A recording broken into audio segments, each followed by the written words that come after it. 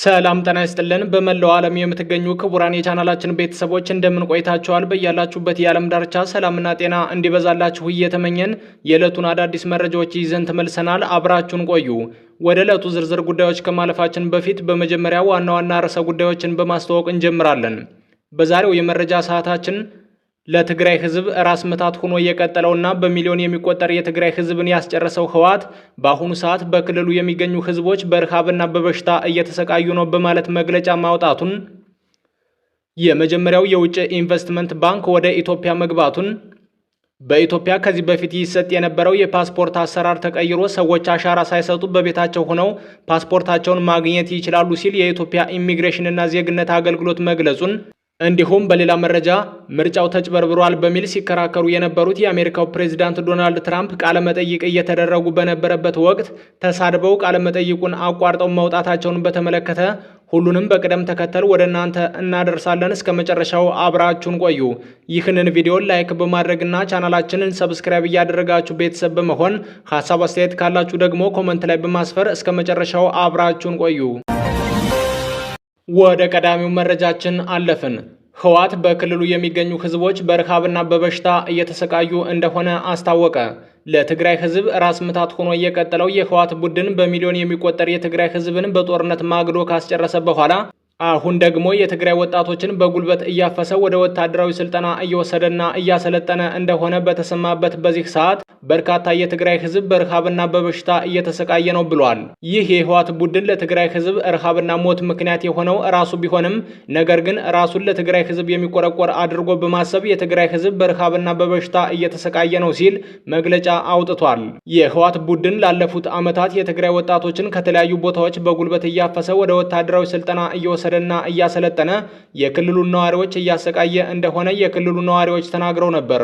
ህዝባዊ ወያኔ ሓርነት ትግራይ ህወሓት ባወጣው ሳምንታዊ መግለጫም የፌዴራሉ መንግስት ግንቦት 29 ቀን 2018 ዓ.ም ሌሊት በትግራይ ሰራዊት አባላት ላይ የድሮን ጥቃት መፈጸሙን ገልጿል። ድርጅቱ በትግራይና በፌዴራል መንግስቱ መካከል ያለው ውጥረት አሁንም በከፍተኛ ደረጃ ላይ እንደሚገኝ ገልጿል።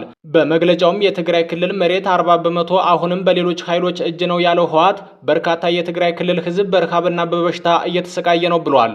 ህወሓት ባወጣው መግለጫ በክልሉ የሚገኙ ዜጎች በረሃብና በበሽታ እየተሰቃዩ ነው ያለ ቢሆንም ከዚህ በፊት ከተለያዩ የእርዳታ ድርጅቶች የመጡ የምግብ ግብዓቶችን ለተፈናቃዮች ከማድረስ ይልቅ አየር ላይ ለተጎጂዎች ሳይደርሱ እንደሚሸጧቸው ከዚህ በፊት የክልሉ ነዋሪዎች ተናግረው ነበር። በሌላ በኩል ደግሞ ባሳለፍነው ቅዳሜ በትግራይ ክልል ሽራሮ ከተማ አቅራቢያ የተፈጸመው የድሮን ጥቃት የፕሪቶሪያ ስምምነትን የጣሰ ነው ሲል ህዝባዊ ወያኔ ሓርነት ትግራይ ህወሓት የኢትዮጵያ ፌዴራል መንግስትን ወቅሶ ነበር።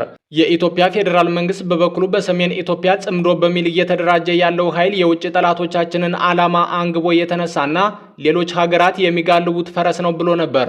ባሳለፍነው ቅዳሜ ግንቦት 29 ቀን 2018 ዓ.ም የኢፌዴሪ መከላከያ ሰራዊት የሁርሶ እጩ መኮንኖች ማሰልጠኛ ትምህርት ቤት 27ኛ ዙር እጩ መኮንኖችን አሰልጥኖ ማስመረቁን ተከትሎ በምርቃት ስነ ስርዓቱ ላይ ተገኝተው ንግግር ያደረጉት የኢፌዴሪ ጦር ኃይሎች ጠቅላይ ኢታማጆር ሹም ፊልድ ማርሻል ብርሃኑ ጁላም ጽምዶ የተባለውን ኃይል በሀገር ማፍረስ ወንጀል ከሰውታል። ፊልድ ማርሻሉ አክለውም ጽምዶ ብለው የመጡት ጠላቶቻችን ዛሬ የመጡ ሳይሆኑ በ1960ዎቹ የተጀመረና ቀይ ባህርን ያሳጣን የባንዳዎች የተቀናጀ ኃይል ነው ብለው ነበር። ዛሬም ይህ ጽምዶ የተባለው ቡድን የሌሎች የጠላቶቻችን ሀገራት ቅጥረኛ በመሆን የእነሱን ተልዕኮ ይዞ ሀገር ለማፍረስ እየተንቀሳቀሰ ያለ ኃይል ነው ብለዋል። ህወሓት በበኩሉ በኢትዮጵያ ፌዴራል መንግስት በኩል የድሮን ጥቃት እንደተፈጸመ ገልጾ በትግራይ ክልል በፌዴራል መንግስቱና በህወሓት መካከል ያለው ውጥረት አሁንም ተባብሶ ቀጥሏል ብሏል። ህወሓት ከዚህ በፊትም ከፌዴራል መንግስቱ ጋር በነበረው ጦርነት ትግራይ ክልልን እያዋደመና በርካታ ዜጎች እንዲሞቱና የአካል ጉዳተኛ እንዲሆኑ ያደረገ አሸባሪ ቡድን ቢሆንም ከትናንት ታሪካዊ ስህተቱ መማር ሲገባው አሁንም በክልሉ የሚገኙ ወጣቶችን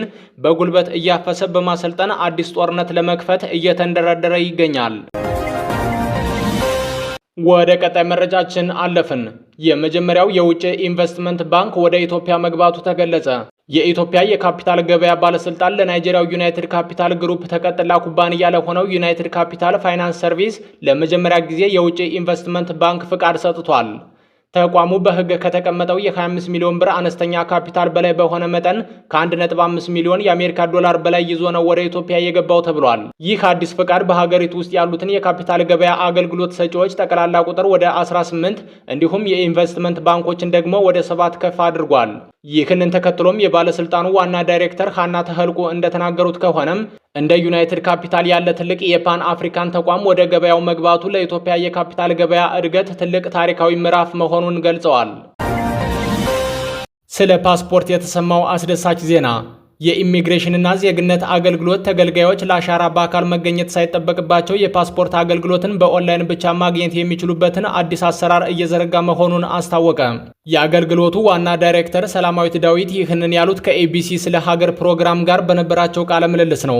ዋና ዳይሬክተሯ አዲሱን አሰራር ለመተግበርም የፓስፖርት ሲስተምን ከፋይዳ ዲጂታል መታወቂያ ጋር እየተሳሰረ ይገኛል ብለዋል። ይህም ዜጎች በፋይዳ ላይ ያለውን መረጃ በቀጥታ በመጠቀም ከቤታቸው ሳይወጡ ፓስፖርታቸውን በእጃቸው እንዲያገኙ ያስችላል ብለዋል። ከዚህ በፊት በነበረው አሰራር አንድ ሰው ፓስፖርት ለማግኘት ብዙ ቀናትን መጠበቅና አሻራ ለመስጠትም ብዙ ድካም እንደነበረው ይታወቃል። ሆኖም አሁን በተዘረጋው አዲስ አሰራር ግን ይህንን ድካም በማስቀረት ዜጎች ፓስፖርትን ያለ ድካም እንዲያገኙ ያስችላል ተብሏል። ወደ መጨረሻው መረጃችን አለፍን።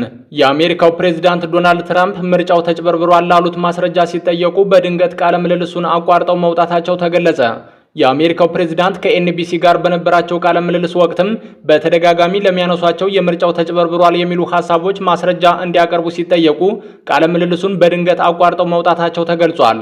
ፕሬዚዳንት ትራምፕ እሁድ ዕለት በተላለፈው የኤንቢሲ ሚት ዘ ፕሬስ በተሰኘው ቃለ ምልልስ አሁን በካሊፎርኒያ የተካሄደውና እንደ አውሮፓውያኑ አቆጣጠር በ2020 የተካሄደው ፕሬዝዳንታዊ ምርጫ የተጭበረበረ መሆኑን ተናግረው ነበር። ፕሬዝዳንቱ ይህንን ለማለት ያበቃቸው ምን እንደሆነ ሲጠየቁም ማድረግ ያለብኝ ነገር ቢኖር ማየትና ማዳመጥ ነበር ብለዋል። ጠያቂዋ ይህ ማስረጃ ሊሆን አይችልም ስትላቸው ትራምፕም መገናኛ ብዙሃኑን አጭበርባሪ ሲሉ ዘልፈው ቃለ ምልልሱን ከማብቃታቸው በፊት ይቅርታ እዚህ ላይ ይብቃን፣ ምክንያቱም በቅቶኛል በማለት ቃለ ምልልሱን አቋርጠው መውጣታቸው ተገልጿል።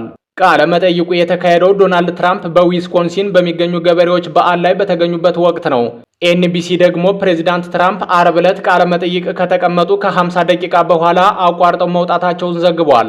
ቃለ መጠይቁ የተካሄደው ዶናልድ ትራምፕ በዊስኮንሲን በሚገኙ ገበሬዎች በዓል ላይ በተገኙበት ወቅት ነው። ኤንቢሲ ደግሞ ፕሬዚዳንት ትራምፕ አርብ ዕለት ቃለ መጠይቅ ከተቀመጡ ከ50 ደቂቃ በኋላ አቋርጠው መውጣታቸውን ዘግቧል። በቴሌቪዥን ጣቢያው የተላለፈው አብዛኛው ቃለ መጠይቅ የሚያተኩረውም ከኢራን ጋር እየተካሄደ ባለው ጦርነት ላይ ነው። ትራምፕ አሜሪካ ኢራን የኒውክሌር ጦር መሳሪያ እንዳይኖራት ለማድረግ እርምጃ መወሰዱን በመግለጽ ጦርነቱ መጨረሻ የሌለው ጦርነት አይደለም ብለዋል።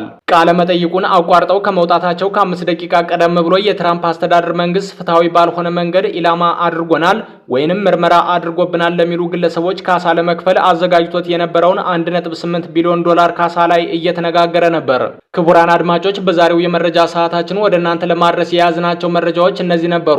ቀጣይ ደግሞ በሌላ መረጃ ተመልሰን እስከምንገናኝ በያላችሁበት የዓለም ዳርቻ ሰላም ሁኑ።